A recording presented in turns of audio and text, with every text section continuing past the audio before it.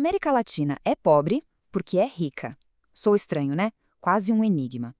Mas e se essa frase for a chave para a gente entender 500 anos de história? Pensa bem, a terra que nos deu ouro, prata, açúcar, café, petróleo, nossa, gerou uma riqueza que nem dá para calcular. Só que essa riqueza, ela quase nunca ficou por aqui. Ela foi para outro lugar. Alimentou impérios, bancou revoluções industriais do outro lado do oceano, e o que sobrou para a gente foi um rastro de pobreza. Pois é, vamos mergulhar nessa história. E essa é a ideia central de um dos livros mais explosivos já escritos no nosso continente. A noção de que a nossa maior virtude, a nossa abundância, foi na verdade a causa da nossa desgraça desde o começo. Que as veias da América Latina foram abertas à força, para que o sangue dela, ou seja, os recursos naturais, pudesse dar vida a outros corpos, a outras nações. É uma acusação e das sérias. E para entender o peso disso, a gente precisa voltar para um momento bem específico. Ano de 2009. Cúpula das Américas. De repente, Hugo Chávez, o então presidente da Venezuela, entrega um livro para o recém-eleito presidente dos Estados Unidos, Barack Obama. E não era um relatório chato, nem um tratado diplomático. Era essa obra, escrita quase 40 anos antes. Resultado? No dia seguinte, as veias abertas da América Latina pulou do quase anonimato global para o primeiro lugar de vendas na Amazon. A pergunta que ficou no ar foi: o que diabo estava escrito naquelas páginas que um líder achou tão importante que o outro precisava ler? Que segredo era esse? Se você é fascinado por mistérios que desafiam a nossa realidade, já se inscreve no canal e ativa o sino para não perder as próximas descobertas. Ok, para entender o poder desse livro, primeiro a gente precisa conhecer o homem por trás dele e o mundo em chamas no qual essa obra foi escrita. Vamos lá! Eduardo Galeano, um jovem jornalista uruguaio que com 31 anos escreveu essa obra-prima em apenas 90 dias, em 1971. Imagina a febre. O continente inteiro estava mergulhado em ditaduras militares. E a reação foi imediata. O livro foi proibido. No Uruguai, na Argentina, no Chile. Ter uma cópia em casa podia te levar para a cadeia. Era um livro perigoso. Perigoso porque contava uma história que os poderosos da época não queriam de jeito nenhum que fosse ouvida. Uma história que, como a gente vai ver, ecoa de um jeito impressionante até hoje. O ponto é que Galeano não escreveu um simples livro de história. O que ele fez foi uma autópsia. Ele literalmente abriu o corpo do continente para encontrar a causa da morte, ou melhor, a causa dessa vida tão anêmica. Então vamos seguir os cortes que ele fez. A primeira grande hemorragia, as primeiras veias abertas foram as minas. Quando os conquistadores europeus chegaram aqui, eles não acharam só um novo mundo, eles acharam um cofre gigante. E o ouro e a prata que saíram daqui não só enriqueceram Espanha e Portugal, não. Eles financiaram o nascimento do capitalismo moderno lá na Europa. O caso de Potosí, na atual Bolívia, é o exemplo mais brutal disso. No século XVI, Potosí era uma das cidades mais ricas e populosas do mundo. Maior que Londres, maior que Paris na época. Sua montanha de prata, o Cerro Rico, era tão lendária que a expressão Vale um Potosí virou sinônimo de algo de valor incalculável. Mas para onde foi essa fortuna toda? Financiou palácios e exércitos na Europa. E o que ficou para Potosí? Minas esgotadas, milhões de vidas indígenas perdidas no trabalho forçado e uma pobreza que se arrasta até hoje. A riqueza jorrou para fora, deixando a ferida aberta para trás. Depois que os metais preciosos começaram a rarear, a sangria continuou, só que agora através da terra. A segunda grande veia aberta foi a agricultura de exportação.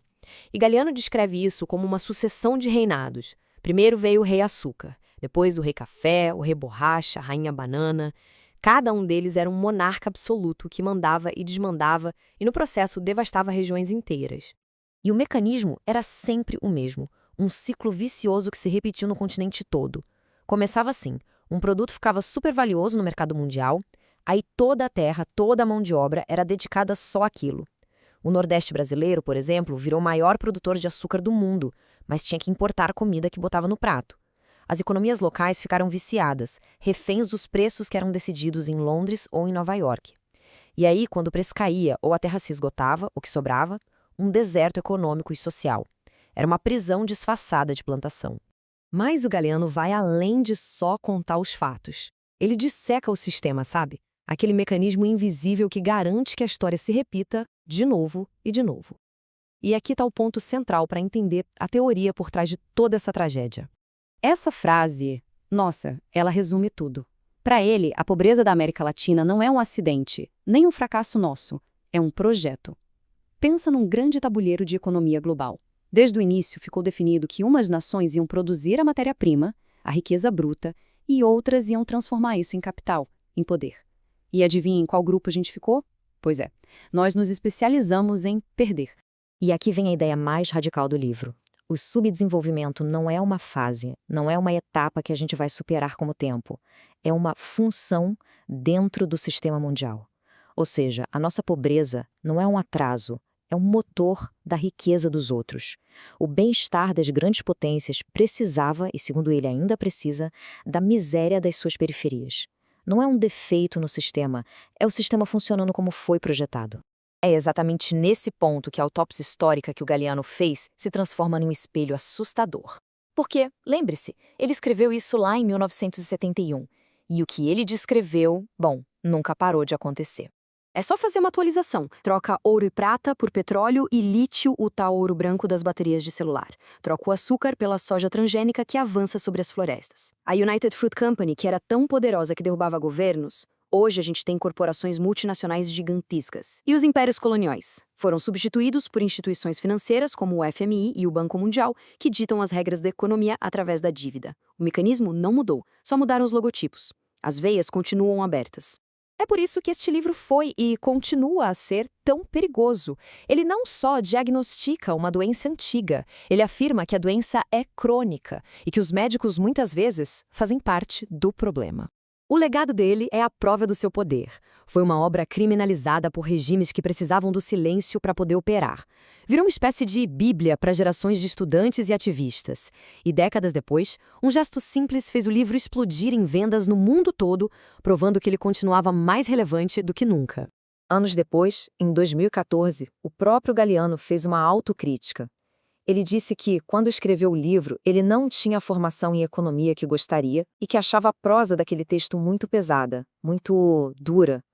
Muita gente na época interpretou isso como se ele estivesse renegando a própria obra. Mas não era isso. Galeano nunca negou os fatos que ele apresentou, ele só, com uma honestidade intelectual rara, criticou seu próprio estilo de escrita de quando era jovem. A verdade da autópsia, a essência do diagnóstico, essa permaneceu intacta. E é assim que a gente chega ao fim. Não com uma resposta, mas com a ferida que o livro expôs, ainda sangrando. Em São Paulo, lá no Memorial da América Latina, tem uma escultura do Oscar Niemeyer que materializa essa ideia de um jeito impressionante. É uma mão aberta e, na palma, o mapa do continente sangra. É a imagem perfeita do livro do Galeano, uma representação visual das veias abertas, da nossa história de luta, de sacrifício, de exploração. Uma ferida que insiste em não cicatrizar. E toda essa análise nos deixa com uma pergunta. Uma pergunta inevitável e bem perturbadora, que traz a discussão direto para o presente. Se esse mecanismo de extração de riqueza continua funcionando depois de 5 séculos, é porque tem gente ganhando com isso. A pergunta final não é sobre o passado, é sobre o agora. Fica aí a reflexão. Toda essa riqueza que foi extraída, todo esse lucro que foi gerado, se não ficou nos países de origem, foi para onde? Quem são os herdeiros dos conquistadores, dos barões do açúcar, das grandes companhias? E hoje quem é que lucra com o lítio da Bolívia, o petróleo da Venezuela, a soja do Brasil? Se este vídeo te fez pensar, deixa o teu like, partilha com alguém que precisa de ver isto e conta nos comentários o que é que este livro te fez questionar.